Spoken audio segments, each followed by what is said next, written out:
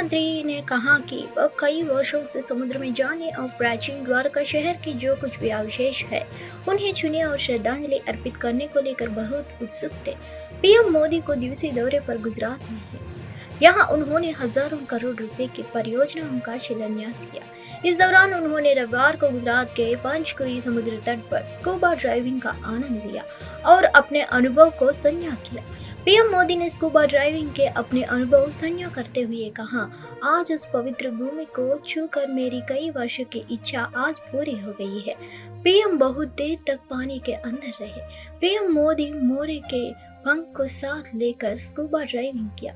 वहीं उन्होंने श्री कृष्णा वही मोर के पंख अर्पित किया। बाहर निकल उन्होंने कहा, यह मेरे लिए साहस से कहीं अधिक आस्था था। पीएम मोदी ने बाद में अपने अनुभव को साझा करते हुए कहा, जब मैं प्राचीन शहर को स्पर्श कर रहा था तो 21वीं सदी के भारत की भव्यता की तस्वीर आंखों के सामने घूम गई है। मैंने वो पल बिताए जो जीवन भर मेरे साथ रहने वाले।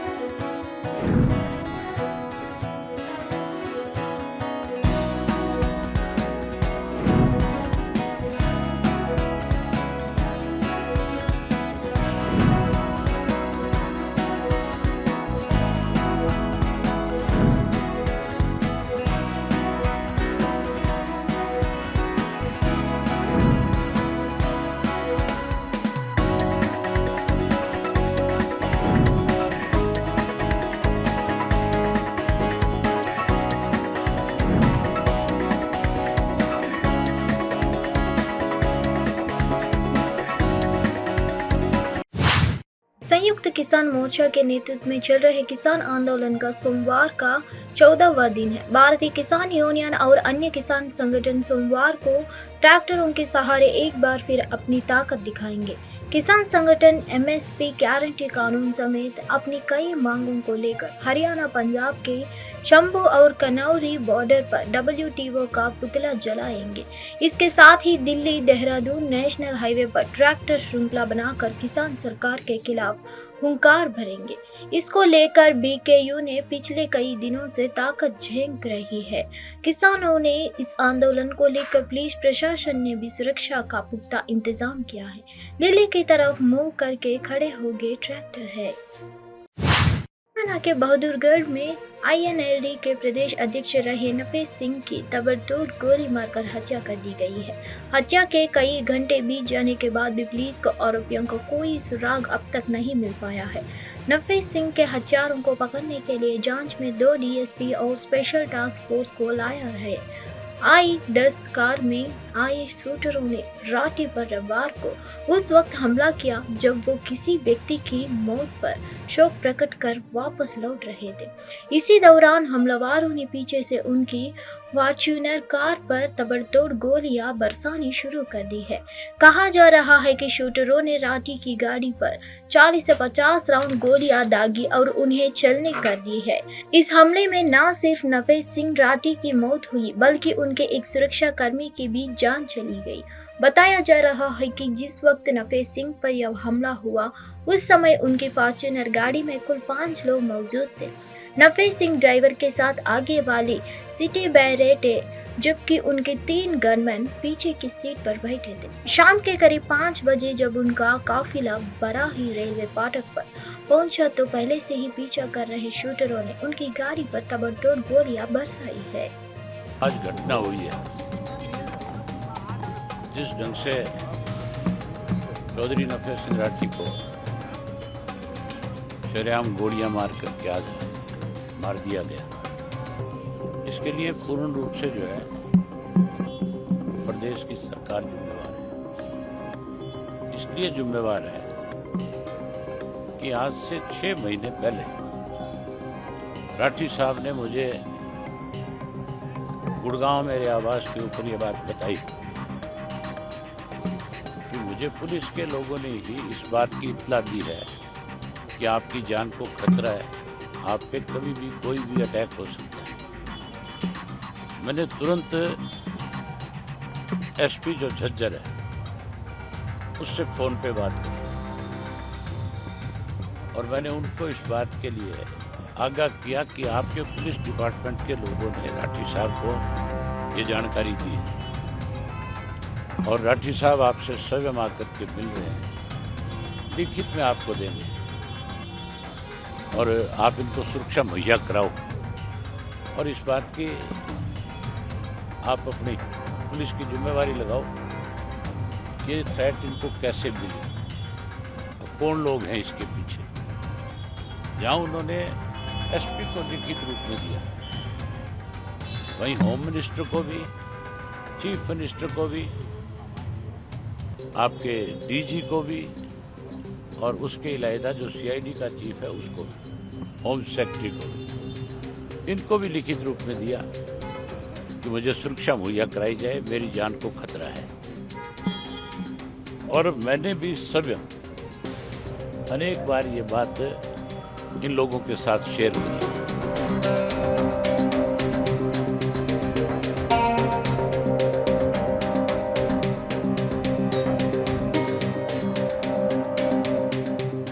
बड़ी दुखद घटना है और नभय सिंह राठी मेरे साथ भी विधायक रहे हैं।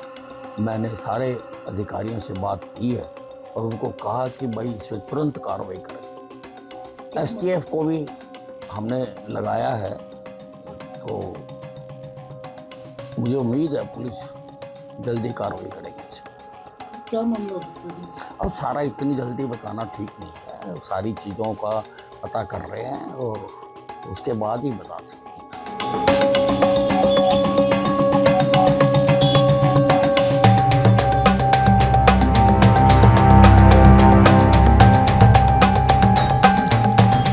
हमारे विधायक जी को नफे सिंह राठी की गोलियों से छलनी कर दिया गया और ये बहुत ही दुख की घड़ी है हमारे लिए। हमारे वो सब कुछ थे पर विधायक जी और बहुत बुरा हुआ है। ये प्रशासन की ढील है जो इतना बड़ा कांड हुआ। तो हम तो यही कहेंगे, बहुत बढ़िया आदमी था जी, एक नंबर का आदमी। मतलब आज तक बहादुरगढ़ रानोली बहादुरगढ़ के शेर थे, एक नंबर के आदमी, गरीबा का मसीहा। आज चलेगा जी।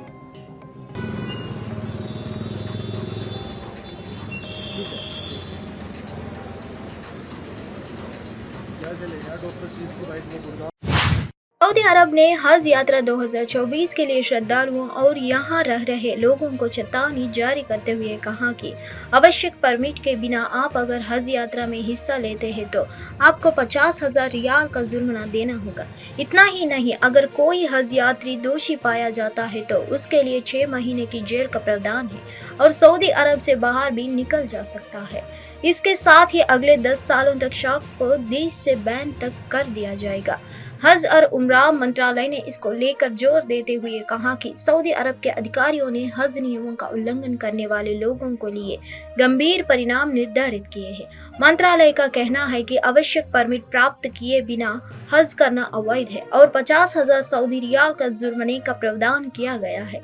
इसके अलावा 6 महीने की जेल और शख्स को देश से बाहर निकल दिया जाएगा। मिनिस्ट्री ने आगे कहा कि ऐसे इसलिए किया गया है ताकि प्रणाली का सुचारू रूप से संचालन किया जा सके। यही वजह है कि अगर कोई नियमों का उल्लंघन करता है तो उसके लिए कड़े दंड का प्रावधान किया गया है।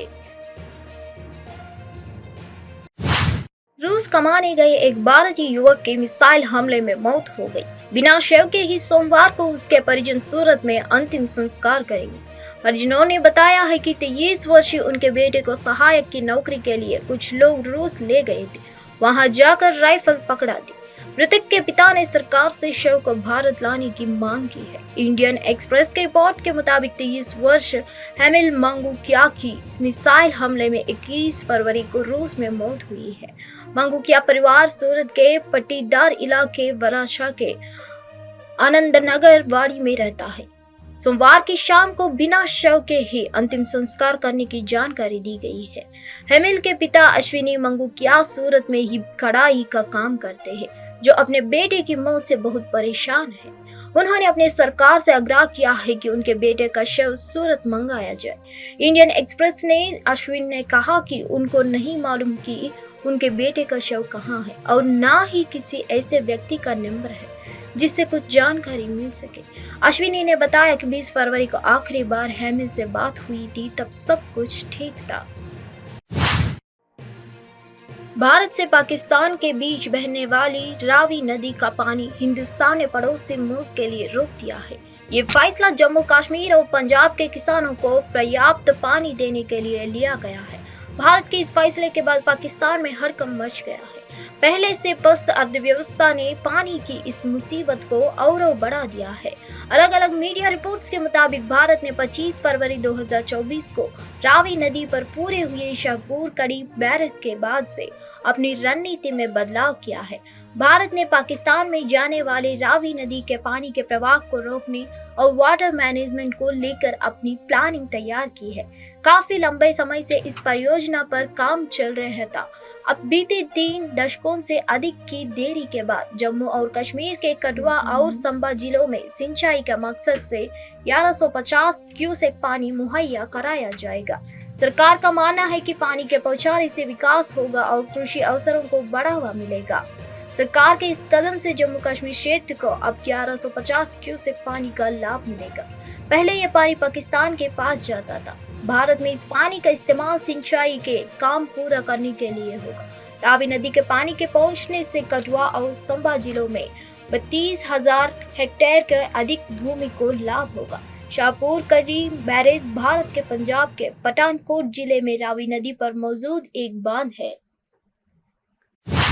के आदेश के तहत 2018 में यूट्यूबर ध्रुव राठी की ओर से प्रसारित एक वीडियो को साझा करने से जुड़े आपराधिक मानहानि मामले में एक आरोपी के रूप में उन्हें जारी किए गए समन को बरकरार रखा गया था। सुप्रीम कोर्ट सोमवार को मानहानि मामले में मुख्यमंत्री अरविंद केजरीवाल की दिल्ली हाईकोर्ट के आदेश को चुनौती देने वाली याचिका पर सुनवाई करेगा। हाईकोर्ट के आदेश के तहत 2018 में यूट्यूबर ध्रुव राठी की ओर से प्रसारित एक वीडियो को साझा करने से जुड़े आपराधिक मानहानि मामले में एक आरोपी के रूप में उन्हें जारी किए गए समन को बरकरार रखा गया था। जस्टिस संजीव खन्ना और जस्टिस दीपंकर दत्ता की पीठ इस मामले पर सुनवाई कर सकती है। यह मामला विकास संयुक्तन उर्फ विकास पांडे द्वारा दायर किया गया था, जो प्रधानमंत्री मोदी का समर्थक होने का दावा करता है और social media page I support Narendra Modi का संस्थापक है। वीडियो में ध्रुव राठी ने कहा था कि Pandey Bharatiya Janata party IT cell के दूसरे नंबर के नेता है और पांडे ने एक बिचौलिया के माध्यम से महावीर प्रसाद नामक व्यक्ति को अपने आरोपों को वापस लेने के लिए 50 लाख की पेशकश की थी और सत्तारूढ़ पार्टी की आईटी सेल झूठे और फर्जी खबरें फैलाते हैं। प्रसाद ने राठी के साथ एक साक्षात्कार में ये आरोप लगाए थे। यह इंटरव्यू राठी ने अपने YouTube चैनल पर 10 मार्च 2018 को BJP IT cell insider interview शीर्षक के तहत अपलोड किया गया था। परिसर स्थिति व्यासजी तहखाना में हिंदू पक्ष को पूजा के अधिकार देने के वाराणसी जिला जज के फैसले के खिलाफ हाईकोर्ट में दाखिल याचिका पर फैसला सोमवार को सुनाया जाएगा। हाईकोर्ट ने दोनों पक्षों की दलील सुनने के बाद फैसला सुरक्षित कर लिया गया था। ज्ञान वापी के तलगृह में काशी विश्वनाथ मंदिर न्याय से पूजा का अधिकार सौंपने के जिला जज वाराणसी के आदेश के खिलाफ दाखिल प्रथम अपीलों पर सोमवार 26 फरवरी को फैसला सुनाया जाएगा। यह फैसला इलाहाबाद हाईकोर्ट के न्यायमूर्ति रोहित रंजन अग्रवाल अंजुमन इंतजामिया मसाजिद कमेटी के तरफ दाखिल प्रथम अपीलों की सुनेंगे। इससे पहले कोर्ट ने दोनों पक्षों के लंबी बहस से बाद फैसला सुरक्षित कर लिया था। बजट सत्र के लिए पक्ष विपक्ष के सभी विधायक देहरादून पहुंच गए हैं। विधानसभा सचिवालय ने भी सत्र के लिए सभी तैयारियां पूरी कर ली है। विधानसभा का बजट सत्र आज 26 फरवरी से शुरू होगा और 1 मार्च तक चलेगा। पहले दिन सदन में राज्यपाल का अभिभाषण होगा। विधानसभा सचिवालय ने सत्र बेहतर ढंग से संचालित करने की सभी तैयारियां पूरी कर ली है। राज्यपाल के अभिभाषण में सरकार के वर्ष 2025 तक उत्तराखंड को देश का श्रेष्ठ व सशक्त राज्य बनाने का रोडमैप दिख सकता है। सोमवार को सुबह 11 बजे से 20 का बजट सत्र शुरू होगा। इसके बाद राज्यपाल लेफ्टिनेंट जनरल गुरमीत सिंह का अभिभाषण होगा। पहले दिन अभिभाषण के अलावा अन्य कोई विधायी कार्य नहीं होगी। राज्यपाल के अभिभाषण के बाद सदन की कार्यवाही स्थगित हो जाएगा। भोजन अवकाश के बाद 3 बजे से फिर से सदन चलेगा। पुलिस भर्ती परीक्षा में पेपर लीक के खुलासे के बाद एक्शन में आए सीएम योगी ने एक और जहां छात्रों को राहत देते हुए पेपर रद्द करने के आदेश दिए, तो वहीं यूपी एसटीएफ अब पेपर लीक के आरोपियों की तलाश में ताबड़तोड़ एक्शन ले रही है। एसटीएफ गुनहगारों और मददगारों की लिस्ट तैयार कर चुकी है। अब तक इस मामले में 4 अहम आरोपियों की गिरफ्तारी की जा चुकी है और अब मास्टरमाइंड की तलाश तेज कर दी गई है। लेकिन इस बीच गिरफ्तार नीरज यादव ने भी एसटीएफ के सामने सच उगलाता शुरू कर दिया है। नीरज ने एसटीएफ की बताया कि उसे यूपी पुलिस भर्ती का पेपर्स कहां से मिले थे।